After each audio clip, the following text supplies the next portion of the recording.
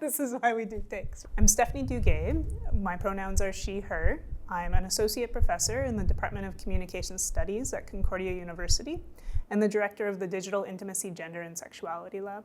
My research broadly has to do with the impact of digital technologies on people's everyday lives. This has taken a focus on LGBTQ+ people's lives, especially the lives of lesbian and queer women. I look at how people present themselves across different social media platforms and the challenges they might face in doing so. Lesbian and queer women face a couple of different challenges online. One of them is that a lot of the time platforms are organized according to most popular content. And so things that catch on really fast and become popular are the ones that are often simplified, categorized by algorithms. For example, the hashtag lesbian dominating on social media platforms, and even though people might identify with a wide array of identities, or they might use lesbian one day and a different term another day, a lot of users are fitting themselves into these categories. Another challenge is harassment and discrimination. In order to be seen, people want to use popular platforms, of course, but that's everybody on them at the same time, right? So queer women and lesbians are encountering a wide public,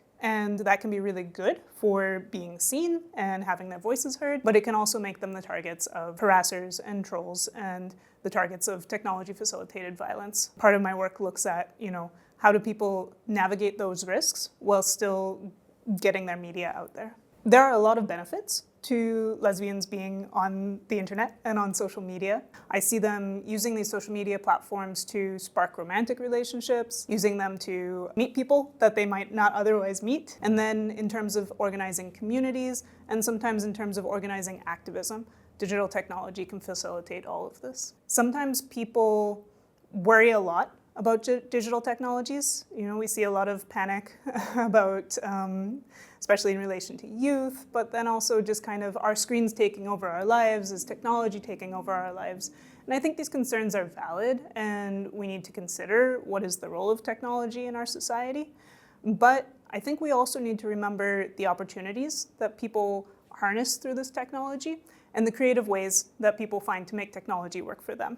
So one really fun part of my research has been looking at a wide range of platforms, including something as perceived to be as boring as the video conferencing platform Zoom, and seeing how are people actually queering this technology, how are they actually using it to truly connect with other people.